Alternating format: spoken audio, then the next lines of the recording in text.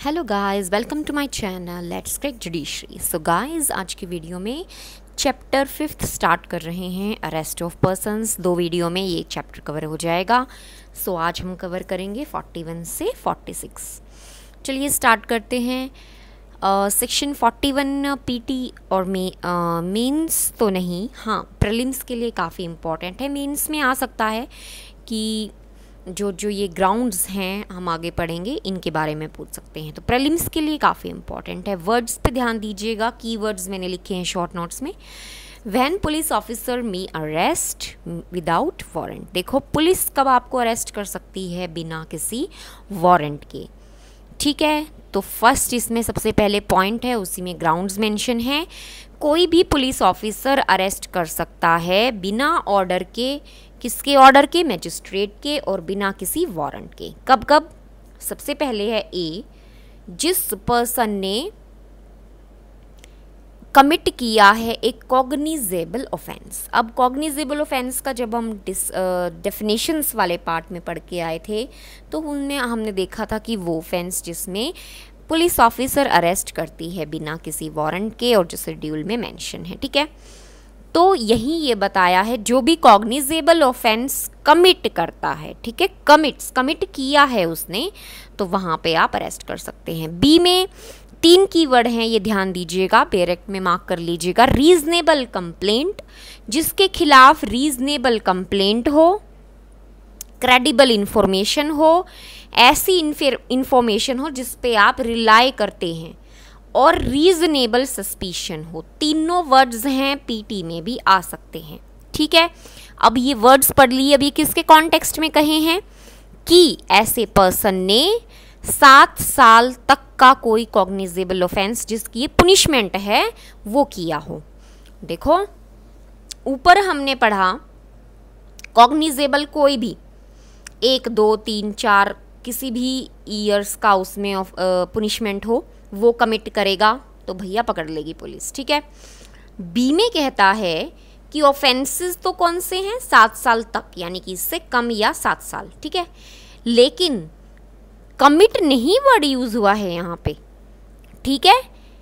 ये चीज़ें अप्लाई होती हैं, यानी कि कंप्लेंट एक रीजनेबल कंप्लेंट है कि उसने कमिट किया है, क्योंकि ऊपर कमिटमेंट अगर डायरेक्ट है तो वो ऊपर वाले में ए में आ जाएगा, ठीक है। डिफ्रेंशिएट हमेशा कीजिएगा कि बी में ये लिख दिया, डिफ्रेंशिएट किया एक पुनिशमेंट का, ये क्यों किया, जबकि ऊपर लिख दिया कॉग्निजेबल ऑफेंस कोई भी हो।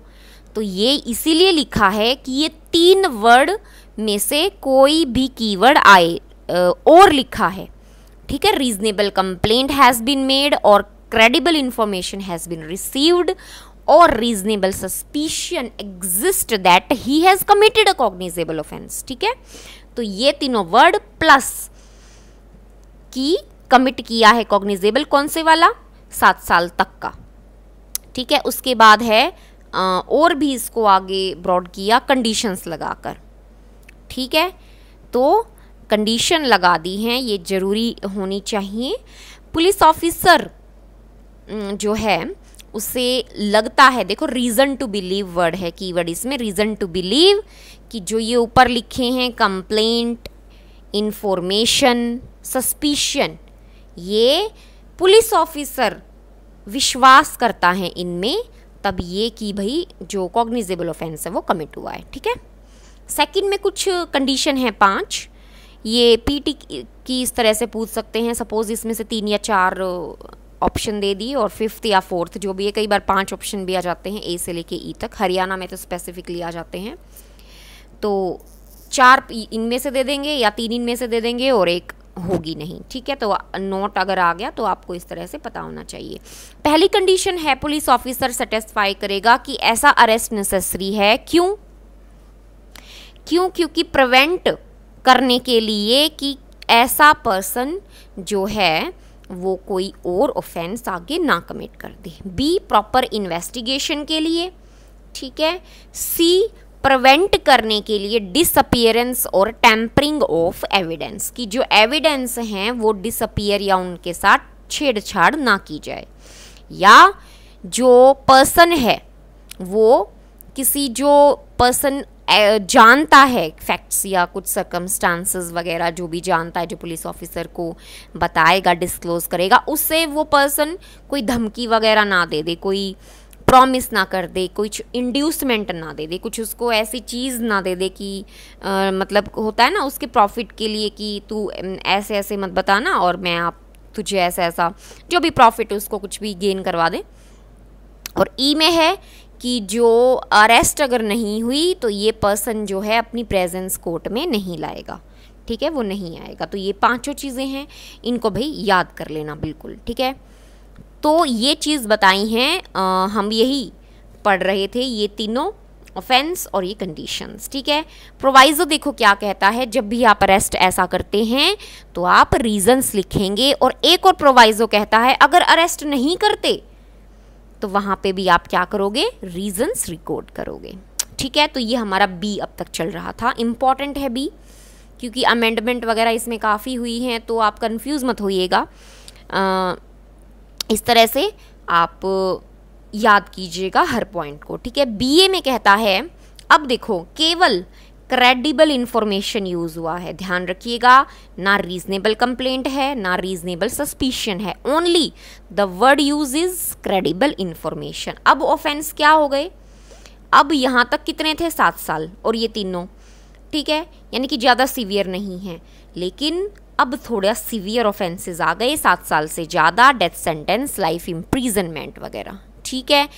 इन केसेस में क्या होगा, इन केसेस में क्रेडिबल इंफॉर्मेशन होनी ज़रूरी है, ऐसी इंफॉर्मेशन जिस पे आप रिलाय करें। और ऑफेंस कौन से, ये वाले, तो इसमें क्या करेंगे, अरेस्ट कर लेंगे, क्योंकि अरेस्ट के ही ग्राउंड्स चल रहे हैं ना, इसीलिए। सी में देखिए, सी में आप याद कीजिएगा प्रोक्लेम्ड ऑफेंडर, ठीक है, भागा हुआ है कोई, या तो इस कोड में या स्टेट गवर्नमेंट के ऑर्डर द्वारा, इन दो चीज़ें पीटी के लिए पूछ लेते हैं, ठीक है, तो ये याद रखना। उसके बाद देखिए डी कहता है स्टोलन प्रॉपर्टी का कोई सस्पेक्ट है, ठीक है, उसके पास चोरी का सामान वगैरह सस्पेक्ट है कि इस पर्सन के पास होगा, उसे आप अरेस्ट कर सकते हैं। ई में फिर कहता है, मान लो कोई पर्सन पुलिस ऑफिसर के काम में कोई बाधा उत्पन्न करता है, ठीक है, उसको एग्जीक्यूट नहीं करने दे रहा, ड्यूटी को ऑब्स्ट्रक्ट कर रहा है, वहाँ आप अरेस्ट कर सकते हो। एफ में है आर्म्ड फोर्सेस जो तीनों होती हैं उनसे भागा हुआ हो, रीजनेबल सस्पेक्टेड, ठीक है, सस्पेक्ट है वो कि वो भागा हुआ है। जी में है फिर रीजनेबल कंप्लेंट है उसके खिलाफ, या फिर क्रेडिबल इंफॉर्मेशन है, या फिर रीजनेबल सस्पिशन, अगेन वही ग्राउंड आगे जो 41 के बी में पढ़ के आए थे, ठीक है। और किसके कॉन्टेक्स्ट में है, ऑफेंस कहीं बाहर कमिट किया है उसको, अगर वो यहाँ पे है तो उसको पकड़ सकते हैं, ठीक है, एक्स्ट्राडिशन वगैरह से रिलेटेड कानून भी आ जाएंगे इसमें। और एच में है 356 के 5 को ब्रीच किया है, ये बेल बॉन्ड से रिलेटेड है, तो उसको अरेस्ट कर सकते हो। और एच में हमने ब्रीच किया।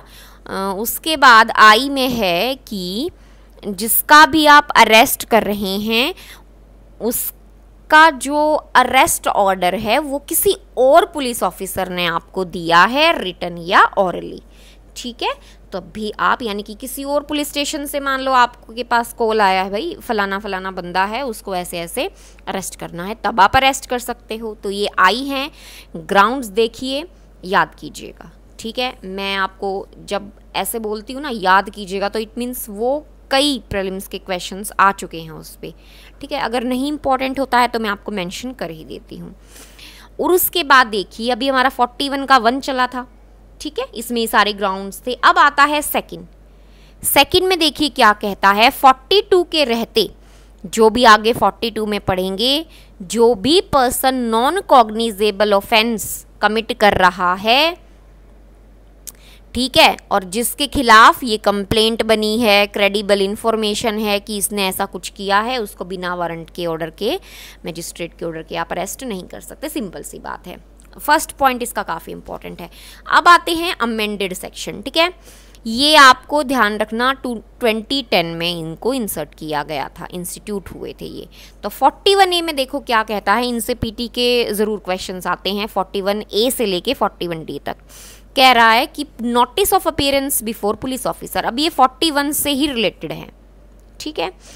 देखो फर्स्ट सबसेक्शन में क्या कह रहा है कि जब 41 के 1 में आप किसी पर्सन को अरेस्ट नहीं करते हैं, यानी कि उस पर सारी जो ऊपर ग्राउंड पड़े उनमें से एक अप्लाई हो रहा है, लेकिन आप अरेस्ट नहीं करते हो, ठीक है।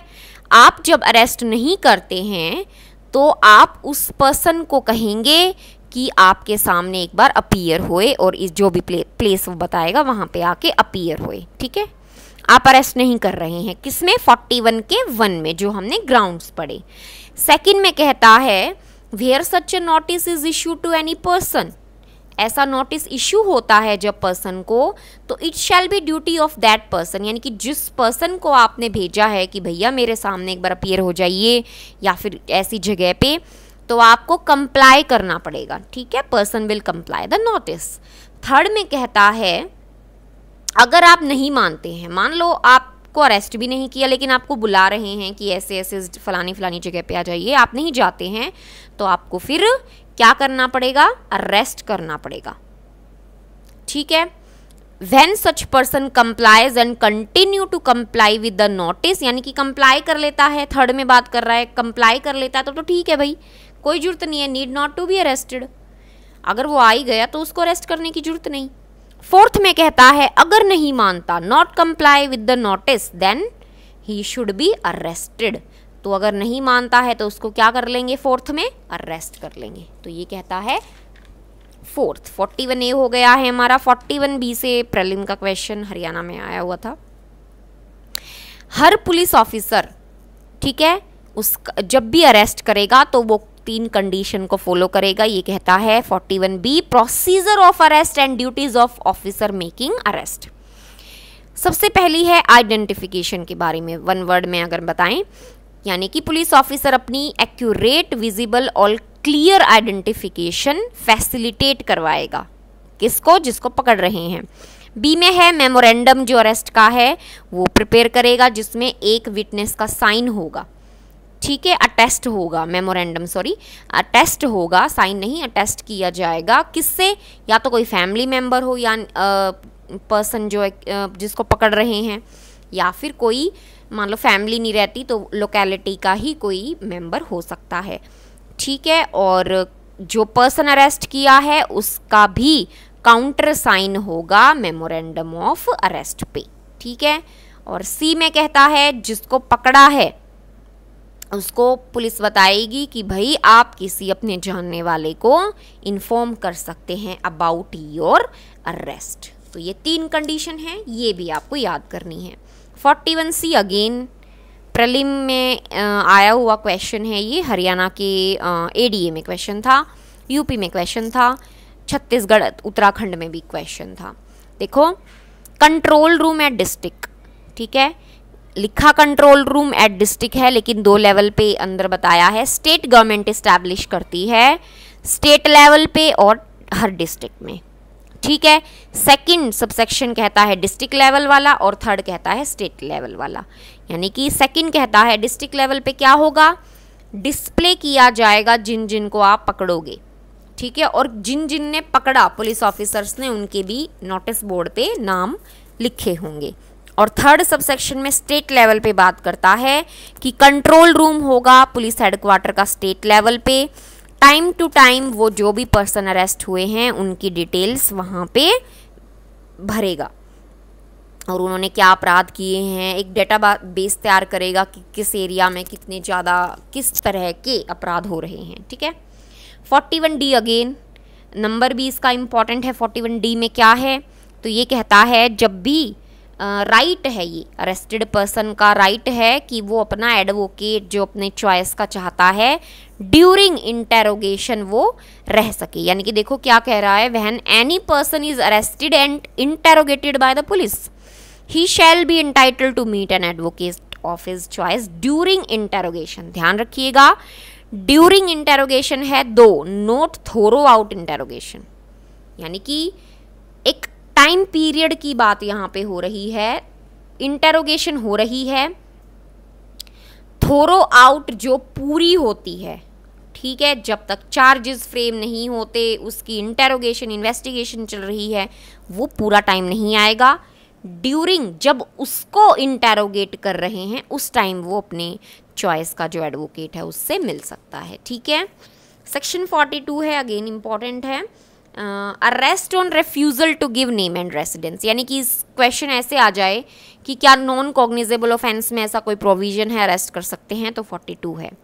पर्सन ने कमिट किया है नॉन कॉग्निजेबल ऑफेंस, अब नॉन कॉग्निजेबल ऑफेंस में तो अरेस्ट नहीं कर सकते, लेकिन कब कर सकते हैं, जब वो पुलिस ऑफिसर उससे पूछे कि भाई आपका नाम और रेसिडेंस वगैरह बताइए और वो मना कर दे तो उसको पकड़ा जा सकता है, ठीक है। तो ये दो तरह के क्वेश्चन कवर हो जाते हैं इसमें। कहाँ पकड़ सकते हैं नॉन कॉग्निजेबल में, सेक्शन 42 में। सेकंड में कहता है सब सेक्शन में कि अगर मान लो उसका नाम और रेसिडेंस आपको पता चल जाता है तो आप बॉन्ड पे उसको छोड़ भी सकते हैं, ठीक है। थर्ड में फिर कहता है 24 घंटे के अंदर अंदर अगर उसका ट्रू मतलब नेम और रेसिडेंस नहीं पता चलता है 24 घंटे के अंदर अंदर, तो नियरेस्ट जो मजिस्ट्रेट जिसकी जुरिस्डिक्शन है उसको आप ये बात बताएंगे। तीनों सब सेक्शन इंपॉर्टेंट हैं। सेक्शन 43 कहता है arrest by private person and procedure on such arrest. अब क्वेश्चन आ जाता है क्या प्राइवेट पर्सन जो है अरेस्ट कर सकता है, यस, इन सेक्शन 43।